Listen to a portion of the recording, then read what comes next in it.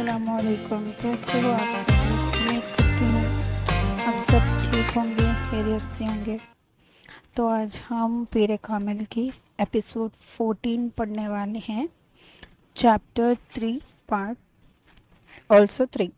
Okay, تو چلیے start کرتے ہیں۔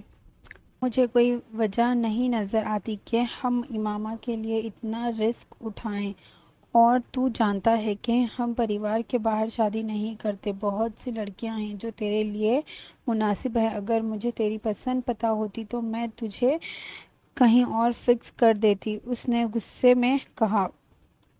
یہ کوئی فرق نہیں پڑتا کہ تمہیں اسے پسند ہے، ضروری ہے کہ ہمیں کیا لگتا ہے، اور تیرے ابو اور میرے لیے امامہ یا اس کا پریوار پسند نہیں ہے، اس نے کہا۔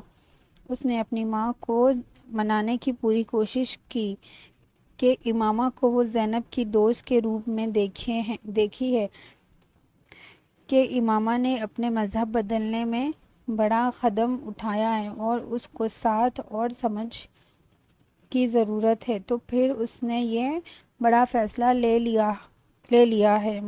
مطلب نہیں کہ اس سے کسی اور کو خطرے میں ڈالنا چاہیے۔ میں اس کے فیصلے کو سمجھتی ہوں، وہ صحیح کیا ہے، لیکن ہمارے بھی اپنے فیصلے ہیں، اس نے زیادہ نرمی کے ساتھ کہا۔ منطقی ہے، تمہیں اپنے نئے پیشے میں خود کو ثابت کرنے کے لیے باہر جانا ہے، ایک دن اپنا ہاسپٹل کھولنا ہے، ایک اچھا پریوار میں شادی کرنے سے تمہاری مقصد میں مدد ملے گی۔ تمہیں پتہ نہیں کہ کتنے رشتے آ چکے ہیں تمہارے لیے۔ امامہ سے شادی کر کے تمہیں کیا ملے گا؟ اس کے پریوار اسے بائیکاٹ کریں گے اور یہ سب کے لیے ایک سماجی بدنام ہو جائے گا۔ تم نے فیوچر کے بارے میں سوچا ہے؟ تمہارے بچوں نے تم سے سوال کیا تو جلال کی ماں نے گمبھیر آواز میں کہا، اور اس نے بنا کسی روک ٹوک کے سنا۔ نرنتر اس کے چہرے سے سمجھنا مشکل تھا کہ اس کے الفاظ کا کوئی اثر ہوا ہے یا نہیں۔ امامہ نے اگلے رات دوبارہ جلال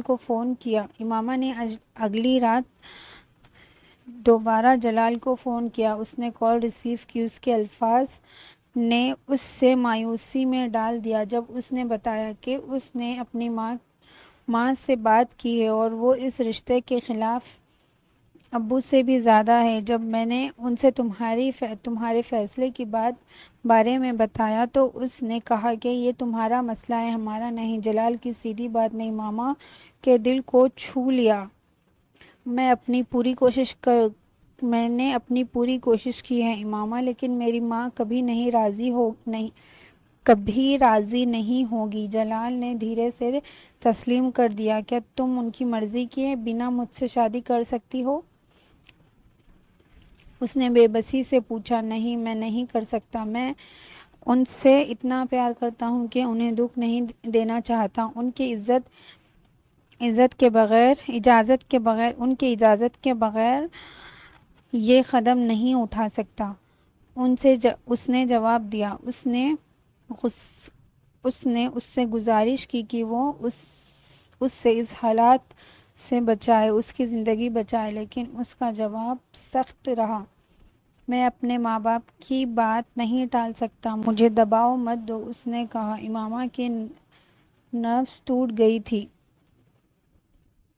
کبھی اس نے اپنے ماں کو اتنا نیچے نہیں گرایا تھا۔ اس نے اس سے گزارش کیا کہ نکاح چھپ کے کروا لے اور پھر وہ کسی اور سے بھی شادی کر لے، جو بھی اس کے ماں باپ کی مرضی ہو، اس سے کوئی اعتراض نہیں ہوگا۔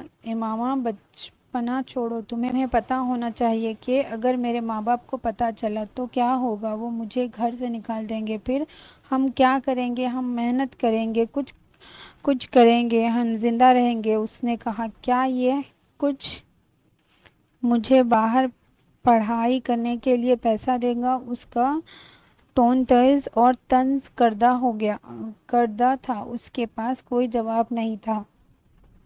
نہیں امامہ، میں اپنے سپنے، اپنے ارادوں کو تمہاری یا کسی اور کے لیے قربان نہیں کر سکتا۔ میں تم سے پیار کرتا ہوں ہاں، لیکن میں تمہاری طرح اتنا جذباتی نہیں ہو سکتا۔ مجھے پھر کال مت کرنا کیونکہ میں اس معاملے کو پیچھے چھوڑ رہا ہوں۔ تمہاری حالت پر مجھے افسوس ہے، لیکن تمہیں اپنے مسئلے خود حل کرنا ہوگا۔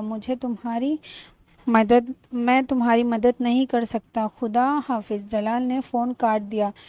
یہ وقت تھا 10:50، رات کے 10:50۔ امامہ کو ایسا لگا جیسے اس کا سارا جہاں اس کے چاروں طرف اٹھ گیا ہو۔ کون اس سے بہتر جانتا تھا اس لمحے میں کہ سب کچھ ہاتھ سے نکل جانے کا دکھ کیا ہوتا ہے۔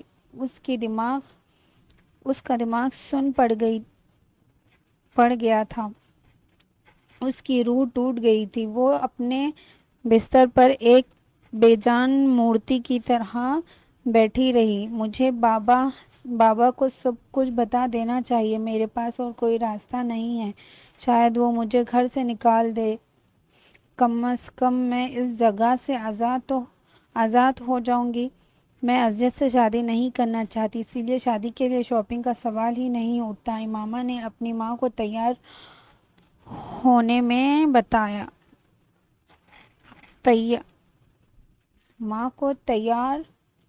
ٹون میں بتایا۔ پہلے شادی کے خیال کے خلاف تھی، اب اذیت سے شادی کے خلاف۔ تمہیں کیا کرنا ہے؟ اس کی ماں پریشان تھی۔ مجھے اذیت سے شادی نہیں کرنی، امامہ نے کہا۔ تو پھر کس سے شادی کرنا چاہتی ہو؟ ہاشم مبین دروازے میں کھڑے تھے۔ شاید انہوں نے امامہ اور اس کی ماں کے بیچ کی بات سنی تھی جب وہ کوریڈور میں تھے۔ اس کا غصہ کنٹرول میں نہیں تھا۔ امامہ چپ تھی۔ بتاؤ کون ہے وہ جسے تم سے شادی کرنی ہے؟ زبان کٹ گئی ہے کیا؟ اذیت سے کیوں نہیں کرنا چاہتی؟ تمہارا کیا مسئلہ ہے؟ جواب دو مجھے۔ وہ جھجک کے ساتھ چلانے لگے۔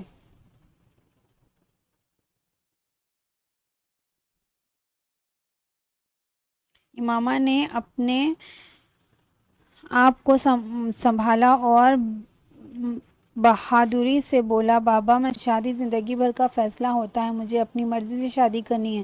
کل تک تو اذیت تمہاری مرضی تھی، انہوں نے ٹونٹ دیا کر کے۔ وہ کل کی بات تھی، آج کی نہیں، اس نے جواب دیا۔ تو اب کیوں نہیں؟ بتاؤ اب کیوں نہیں؟ انہوں نے بلند آواز میں پوچھا۔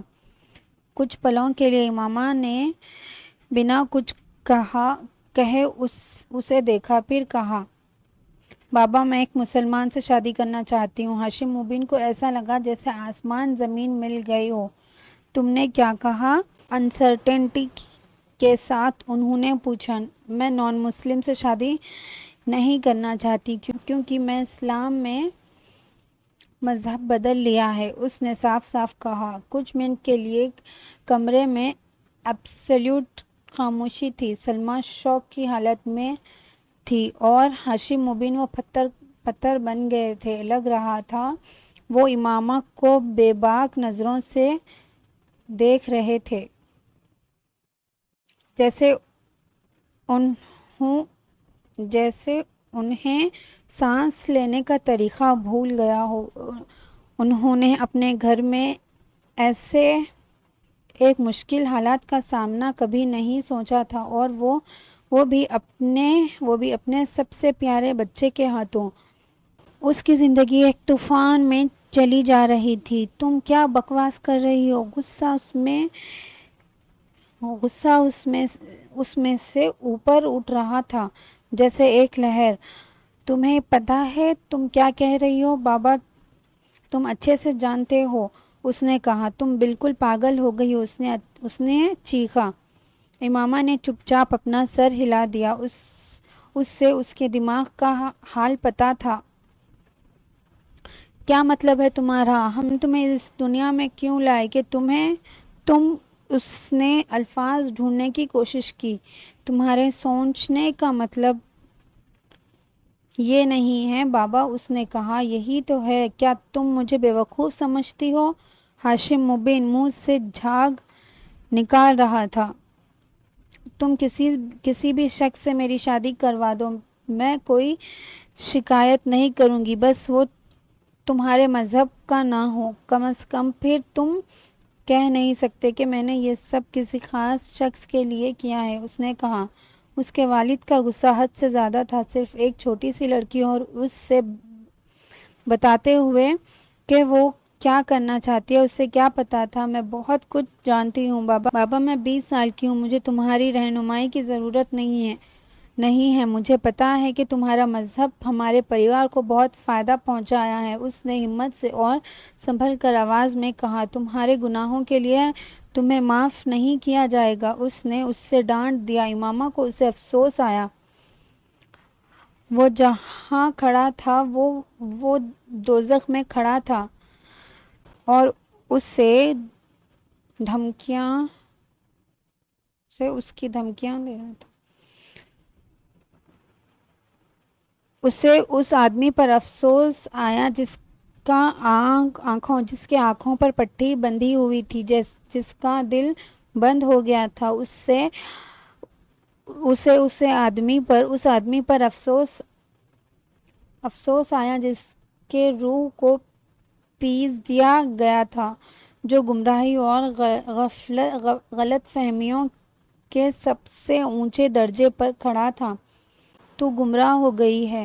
کچھ کتابوں کو پڑھ کر ہاشم مبین کہنا شروع کیا، لیکن امامہ نے اس کی بات کاٹ دی۔ تم مجھ سے اس مسئلے پر بحث نہیں کر سکتے، مجھے سب پتا ہے، میں نے ریسرچ کیا ہے اور سب ویریفائی کیا ہے۔ تم مجھے کیا بتا سکتے ہو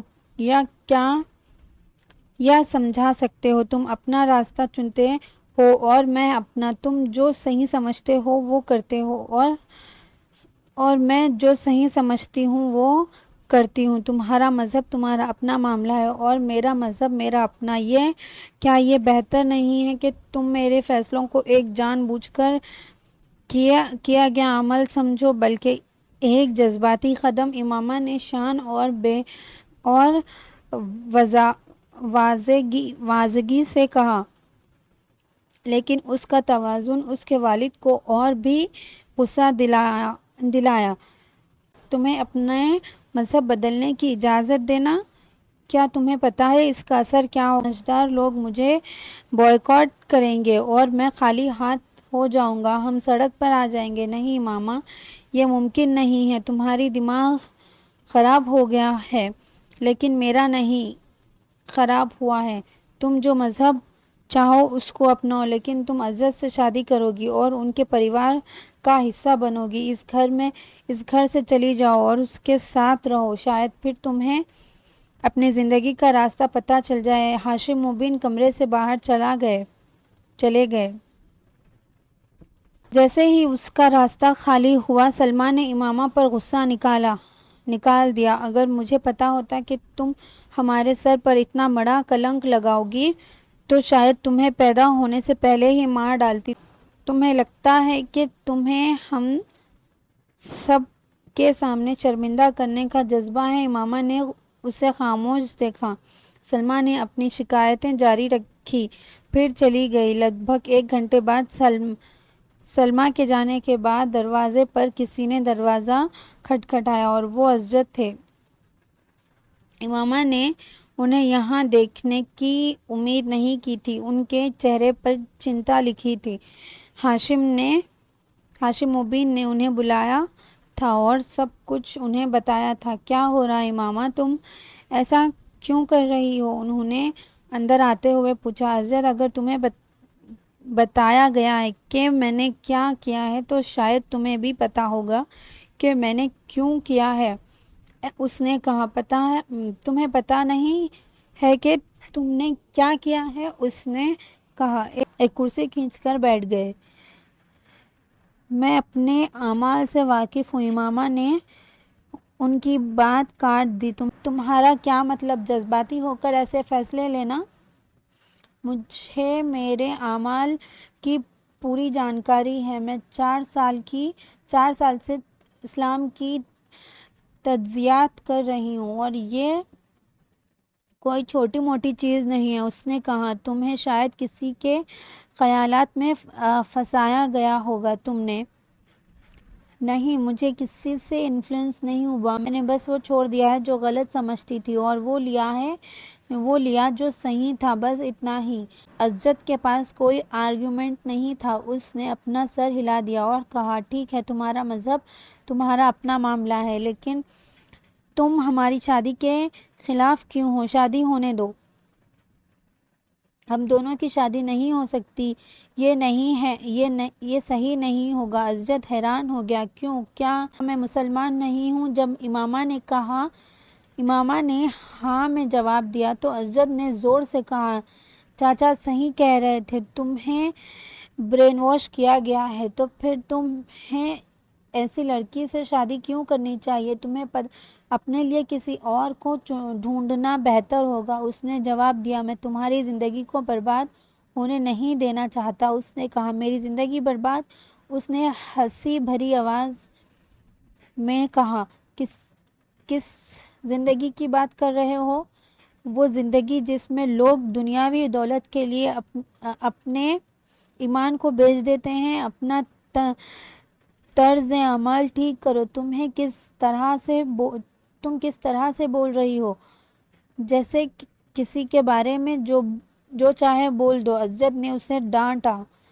میں اس انسان کا سامنا نہیں کر سکتا جو لوگوں کو گمراہ کر رہا ہے۔ اس نے سختی سے کہا، تمہاری عمر میں لوگ اپنے شناخت کے بارے میں کنفیوزڈ ہو جاتے ہیں، جب تم بڑے ہو جاؤ گے تب سمجھو گے کہ ہم صحیح راستے پر ہیں یا غلط پر۔ اسجد نے اپنی آواز کو شانت کیا اور اس سے سمجھانے کی کوشش کی، اگر تم لوگوں کو لگتا ہے کہ میں غلط ہوں تو مجھے اکیلا چھوڑ دو نا، میں کیوں باندھی بنائی گئی ہوں یہاں؟ اگر تمہیں یقین ہے کہ تمہارا مذہب صحیح ہے تو مجھے اپنی راہ پہ چلنے دو۔ امامہ نے کہا، اگر کوئی اتنا قریبی اپنے آپ کو تباہ کرنے پر تلا ہوا ہے اور وہ بھی ایک لڑکی، تو ہم اسے اپنے آپ کو تباہ ہونے کے لیے نہیں چھوڑ سکتے۔ امامہ، اس معاملے کی نزاکت کو سمجھو، تمہاری فیملی اور ان کی تمام چیزیں تمہاری وجہ سے خطرے میں ہیں۔ اسجد نے کہا، مجھ سے کچھ بھی خطرے میں نہیں ہے، پھر بھی مجھے کیوں فرق پڑے گا؟ کیوں میں ان کے مذہب کے لیے جہنم میں جاؤں یا اپنے مذہب کو ان کے لیے دھجیاں اڑاؤں؟ اسجد، میں تم سب کے ساتھ اس گمراہی کے راستے پر نہیں چل سکتی، مجھے اپنے مرضی کے راستے پر جانے دو۔ امامہ کی آواز سخت تھی، اور اگر تم مجھے مجبور کر کے شادی کروا بھی لوگے تو تمہیں اس کا کوئی فائدہ نہیں ہوگا۔ میں تمہاری اصلی بیوی نہیں بنوں گی، میں تم پر وفادار نہیں رہوں گی، مجھے جب موقع ملے گا بھاگ جاؤں گی، تم مجھے کتنا بھی قید کر لو یا رکھو، کب تک؟ اور میں تمہارے بچوں کو بھی لے جاؤں گی، تم انہیں کبھی نہیں دیکھ پاؤ گے۔ اس نے ان کے فیوچر کا دورانہ منظر پینٹ کرنے کی کوشش کی، اگر میں تمہاری جگہ ہوتا تو کبھی بھی امامہ ہاشم جیسی لڑکی سے شادی نہیں کرتا، یہ بالکل نقصان ہوگا اور بے وقوفی کی انتہا۔ تمہیں ابھی بھی موقع ہے انکار کرنے کا، تمہارا فیوچر خطرے میں ہے۔ اسجد، اس رشتے سے منع کر دو، انکل اعظم کو بتا دو کہ تم مجھ سے شادی نہیں کرنا چاہتے، یا پھر کہیں چلے جاؤ اور جب یہ معاملہ سلجھ جائے تب واپس آ جاؤ۔ مجھے یہ بکواس مشورہ دینا بند کرو، میں تمہیں کبھی نہیں چھوڑوں گا، اور نہ ہی میں اس رشتے سے ہٹنے یا گھر سے بھاگنے والا ہوں۔ تم ہی وہ شخص ہو جس سے میں شادی کروں گا۔ اب یہ ہمارے گھر کی عزت اور نام کا سوال ہے۔ اگر تمہیں پتا ہوتا کہ اگر یہ شادی رد ہو جائے گی ہمیں کتنا نقصان اٹھانا پڑے گا تو تم ایسے پاگل خیالات نہیں لاتے۔ بیوی بننے کی یا گھر سے بھاگنے کی بات بعد میں دیکھی جائے گی، میں تمہاری طبیعت اچھے سے جانتا ہوں، تمہیں بیکار میں تنگ کرنے کی کوئی عادت نہیں ہے۔ خاص طور پر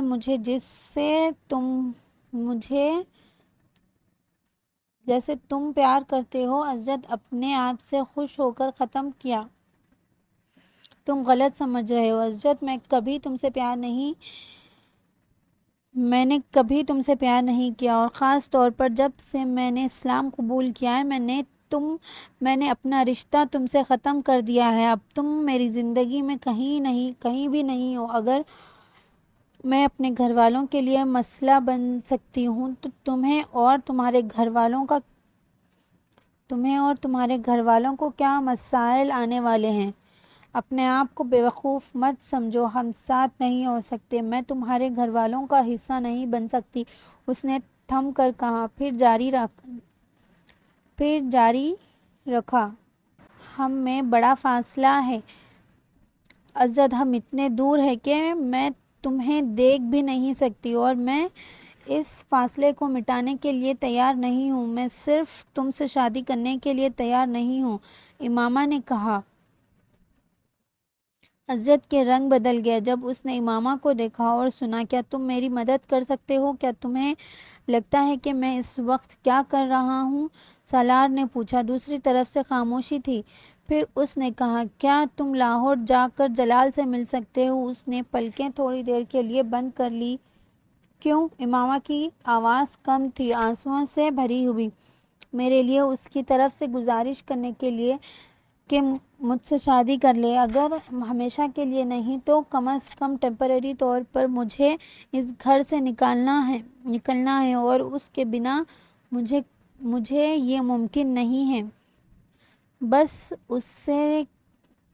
اسے کہہ دینا کہ نکاح کر لے، تم اس سے فون پر کانٹیکٹ میں ہو تو پھر خود ہی کیوں نہیں کہتی اس سے؟ سالار نے آلو کے کرسپس کھاتے ہوئے کہا۔ میں نے کیا، اس نے زیادہ آنسوؤں سے جواب دیا۔ اس نے منع کر دیا۔ بہت افسوس ہے، سالار نے کہا۔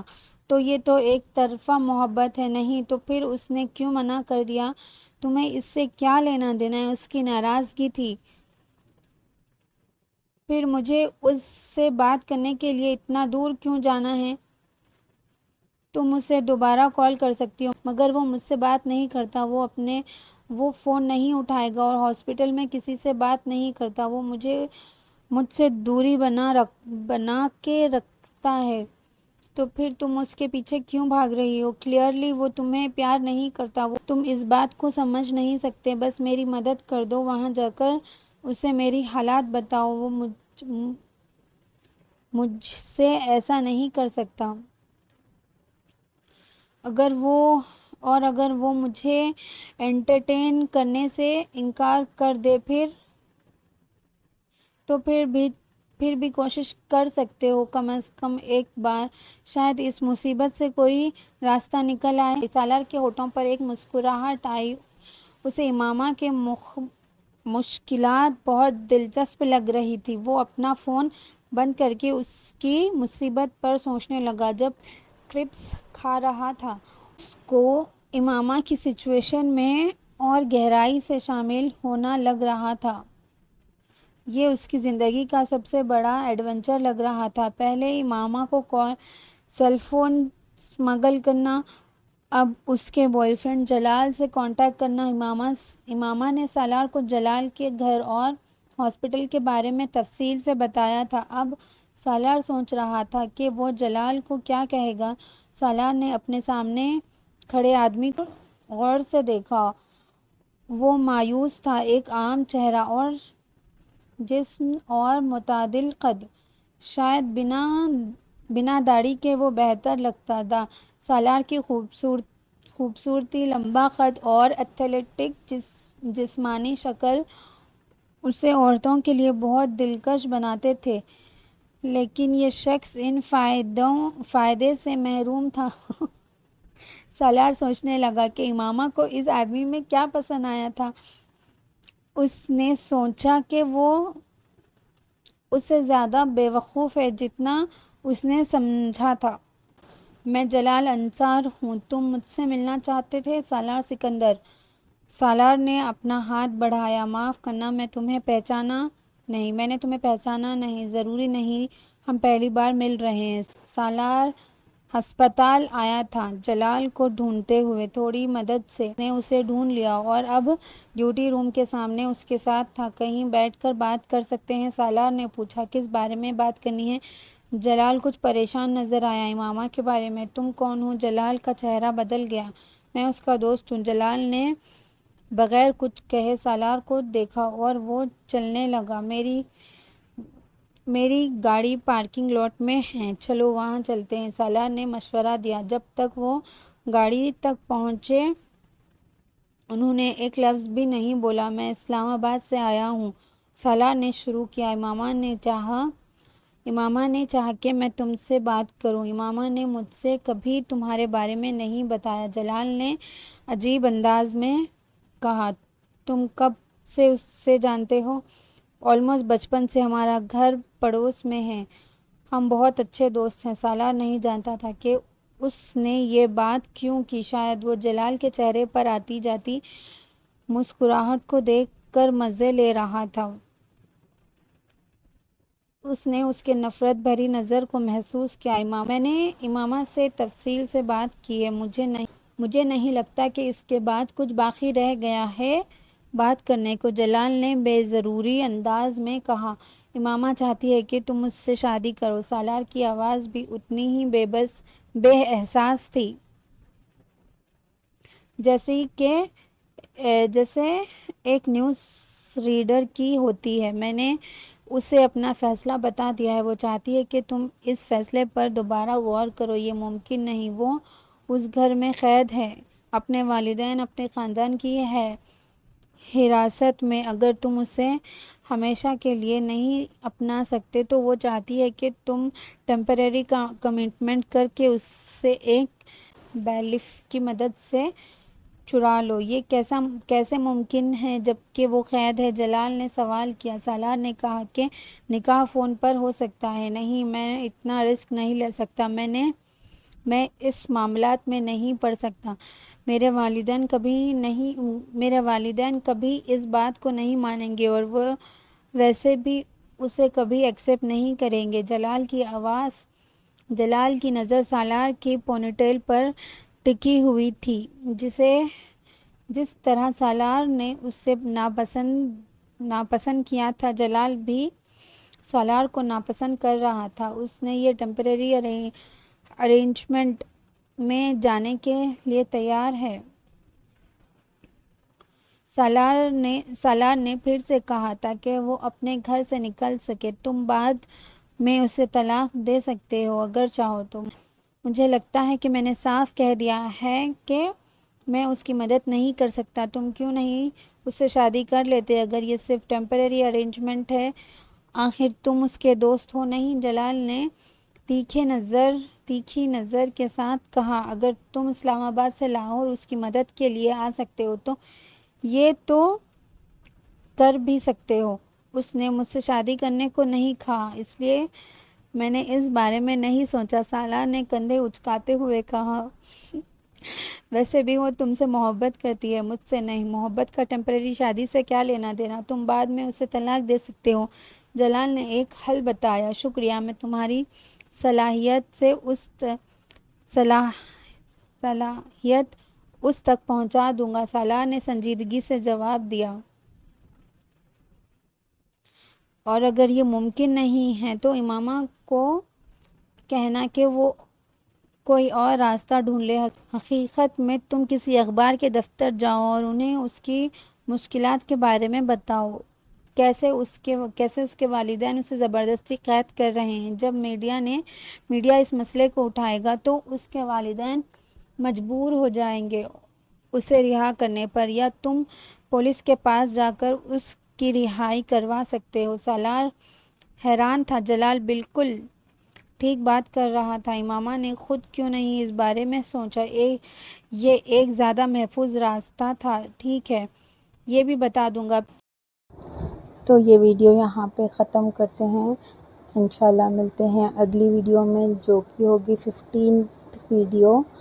اینڈ آپ لوگ کو میں بس اتنا کہنا چاہوں گی کہ اس ٹرانسلیشن میں بہت زیادہ اسپیلنگ مسٹیکس ہیں. اینڈ ایک اور بات میں نے نوٹس کی کہ یہ اردو ٹرانسلیشن ہے نا، بٹ اس کے اندر زیادہ پیور ہندی ورڈس ہے. تو حالانکہ میں انڈیا سے ہی ہوں، لیکن مجھے تھوڑا سا پیور ہندی ٹرانسلیٹ کرنے کے لیے، پروناؤنس کرنے کے لیے تھوڑا سا مشکل ہو رہی ہے. خیر وہ چھوڑیے، اتنا مسئلہ نہیں ہے، بٹ اس کے اسپیلنگ مسٹیکس بہت زیادہ ہیں. تو آپ لوگ جہاں جہاں مجھے سمجھ آئے گا میں اس کو صحیح کر دوں گی. تو یہ بات آپ لوگ وہاں پہ آپ لوگ جب ویڈیو میں دیکھیں گے اور میں جو پڑھوں گی، ریڈ کروں گی، وہ ڈفرینٹ ہے، تو آپ یہ بات سمجھ جائیے. اوکے. اینڈ بس آگے میں اتنا ہی کہنا چاہوں گی کہ مجھے سپورٹ کریے. اینڈ آپ لوگ کا ایک سپورٹ میرے لیے بہت زیادہ موٹیویشن ہوگا. اینڈ چلیے ملتے ہیں اگلی ویڈیو میں انشاءاللہ. اللہ حافظ.